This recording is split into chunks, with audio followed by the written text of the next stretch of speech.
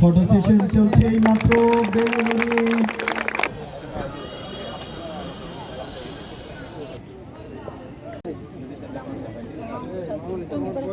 দুটি বল আমাদের মাঝে আছে, উদ্বোধন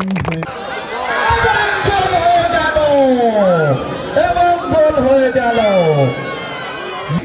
আমি মনে করি এই ধরনের খেলাধুলার আয়োজনের মাধ্যমে আমরা আমাদের তরুণ সমাজকে ভবিষ্যতের সুনাগরিক হিসেবে গড়ে তুলতে পারব।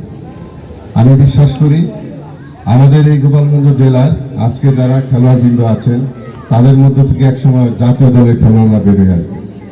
আপনারা এক একজন জাতীয় দলের খেলোয়াড় হবেন। আন্তর্জাতিক মানে আপনাদেরকে গড়ে তোলার জন্য আমাদের জেলা প্রশাসন আপনাদের পাশে সবসময় আছে। আমরা মনে করি গোপালগঞ্জ জেলা তরুণদের